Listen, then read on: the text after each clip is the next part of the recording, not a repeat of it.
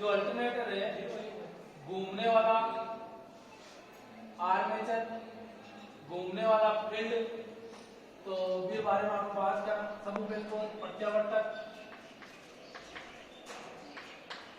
यानी अल्टरनेटर दो प्रकार से, एक तो ऐसा है उच्च गति से घूमने वाला,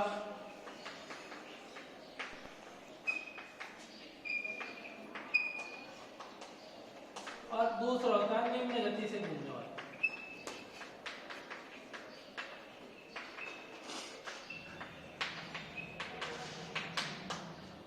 अब उच्च और निम्न गति को घूमने वाले दो प्रकार के अल्टरनेटर के अंदर रोटर होते हैं। एक होता है सेलिएंट, दूसरा होता है सिलेंड्रिकल। तो बात करा आप घूमने वाला आर्मेचर,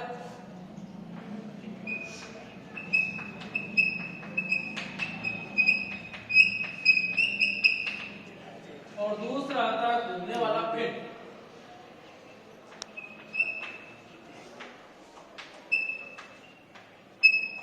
तो रोटेटिंग आर्मेचर प्रकार, रोटेटिंग फील्ड प्रकार। तो बात करा, और इन दोनानी स्वयं उत्तेजित और पृथक उत्तेजित यानी उत्तेजना के आधार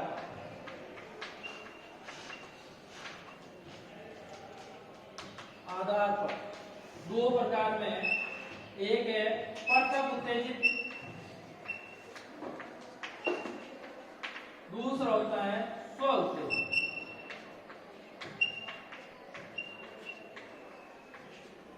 तो पृथक उत्तेजित सेपरेटली एक्साइटेड, स्व उत्तेजित यानी सेल्फ एक्साइटेड। तो सबसे पहले अब बात करा कि भाई घूमने वाले आर्मेचर, तो घूमने वाले आर्मेचर में क्या होती है, सबसे पहले फील्ड वाइंडिंग होती है।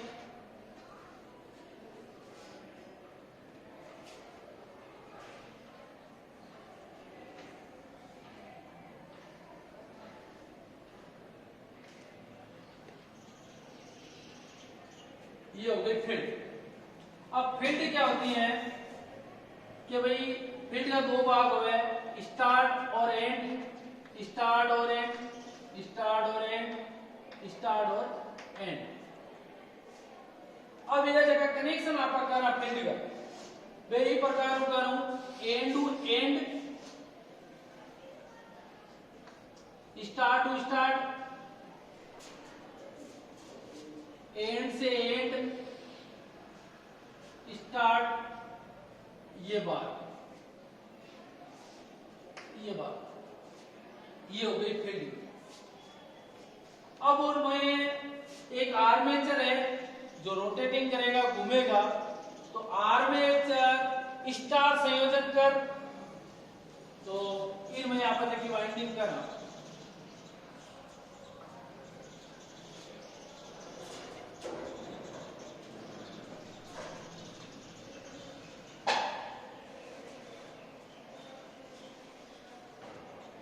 प्रत्येक कुंडली का जो नामकरण पहला करता अपन A1 A2 B1 B2 C1 C2।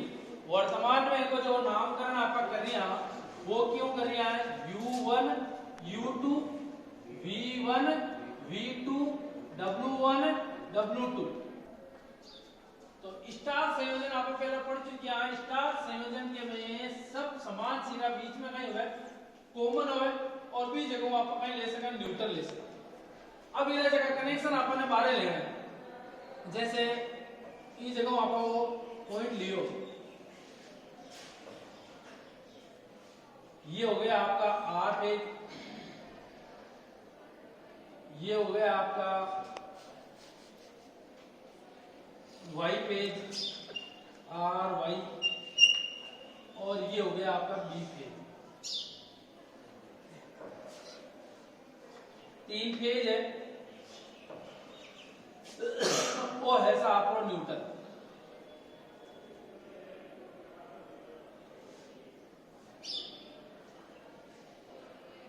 तो भाई है आपको न्यूट्रल, वो एक अल्टरनेटर है रोटेटिंग आर्मेचर टाइप।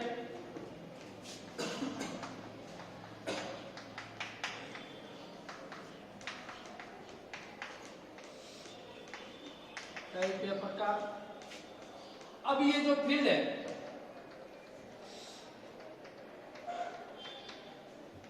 ये जो फील्ड है, इन फील्डों को जब तक चुंबकीय क्षेत्र नहीं मिलेगा, जब तक इसे एक तो वह स्व उत्तेजित, एक वह परतक उत्तेजित। तो परतक उत्तेजित के अंदर यहां पर आप डायरेक्ट यहां प्लस और माइनस डीसी सप्लाई दे दो तो इन फील्ड के अंदर एक चुंबकीय क्षेत्र बन जाएगा और उसके अंदर यदि आर्मेचर को घुमाया जाए तो इसके अंदर विद्युत वाहक बल पैदा हो जाता है। और दूसरी चीज है अगर एक्साइटर, जैसा कि हमने पढ़ा था एक्साइटर। एक्साइटर क्या होता है, इसकी सापट के साथ ही, इस अल्टरनेटर की सापट के साथ ही एक एक्साइटर लगा दिया जाता है। एक्साइटर क्या है, डीसी शंट या जनरेटर या कंपाउंड जनरेटर। तो इस प्रकार से एक फील्ड वाइंडिंग E1 E2, दूसरी आर्मेचर वाइंडिंग, इन दोनों को आपको यहां जोड़ देना कॉमन करके, और यहां से इसकी जो निकलेगी वो मिलेगी इसे आउटपुट। अब यदि ये क्या है एक्साइटर, अब इस पॉजिटिव को यहां दे दो और इसके मध्य यदि एक रियोस्टेट लगा दो और इसको यहां जोड़ दो तो रियोस्टेट के द्वारा इसके चुंबकीय क्षेत्र की एक्साइटेशन कम ज्यादा कर सकते हैं, उसके अकॉर्डिंग इसमें विद्युत वाहक बल पैदा होता है एक अल्टरनेटर में। ये तो हो गया एक्साइटर के द्वारा। अब मान लो एक्साइटर की जगह ये तो हो गया अलग से उत्तेजित, अब स्व उत्तेजित। पहली चीज क्या है, परतक उत्तेजित, अलग पॉजिटिव नेगेटिव सप्लाई दे दी तो मैग्नेट बन गो। दूसरे एक्साइटर की बात करें तो शंट या कंपाउंड जोड़ दियो और ई जगह आउटपुट मिली पाई फील्ड ने दे दी। और तीसरी चीज में अपन आवे स्व उत्तेजित जनरेटर। अपने पास जो वर्तमान में जो जनरेटर है वो रोटेटिंग आर्मेचर प्रकार का है और वो स्व उत्तेजित है। तो स्व उत्तेजित क्या है, इसी गणित आपका समझा। स्व उत्तेजित की बात करा तो स्व उत्तेजित वास्ते अपन आई चाहिए ब्रिज रेक्टिफायर चाहिए, जगो आर्मेचर जेनी भूमि विद्युत और चुंबकीय क्षेत्र में, तो इनमें जैसे इस बात हमें ब्रिज रेक्टिफायर लगा।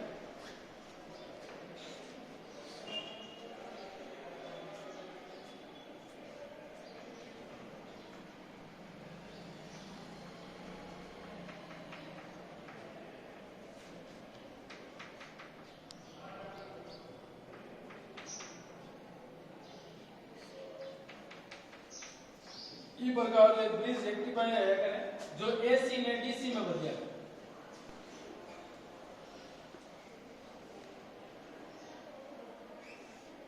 और यहां से सप्लाई जो है एक न्यूट्रल पॉइंट लेंगे यहां से,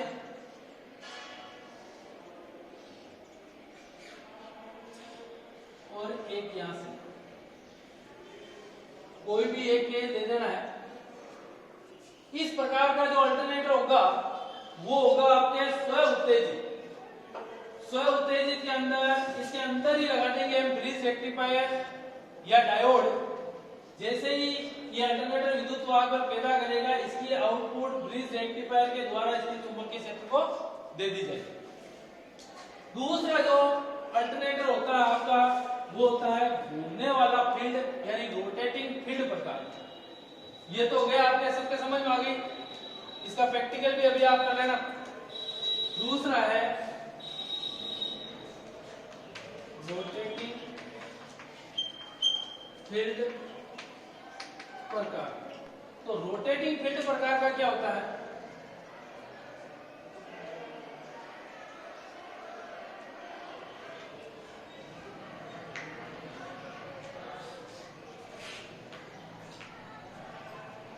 इसके अंदर जो रोटेट कर रहा है वो फील्ड कर रहा है, जो रोटेट करेगा वो क्या करेगा, फील्ड रोटेट करेगा।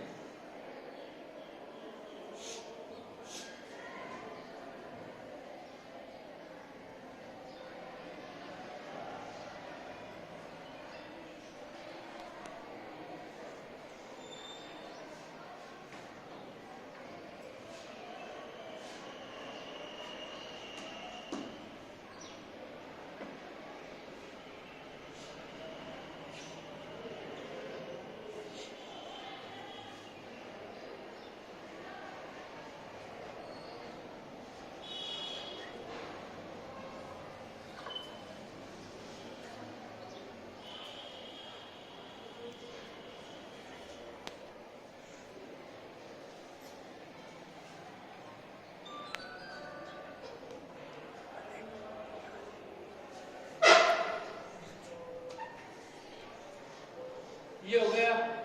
अब इसके अंदर क्या है, यहाँ वाइंडिंग कर देते हैं।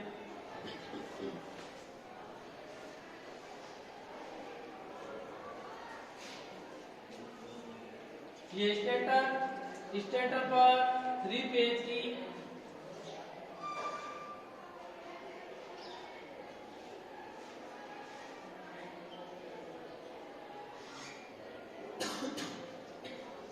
इस प्रकार से क्या कर दी, एक 3 पेज की वाइंडिंग कर दी। और 20 डिग्री के अंतर पर इसके स्टेटर पर वाइंडिंग कर देते हैं और ये इसका क्या होता है, रोटेटिंग भाग होता है। फिर इसके अंदर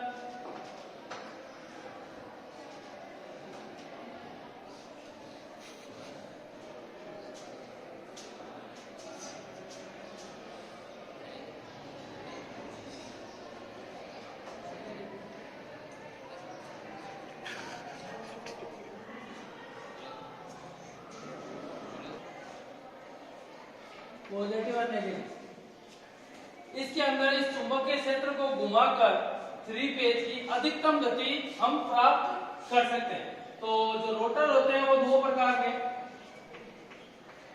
सैलिएंट और सिलेंड्रिकल या बेलनाकार।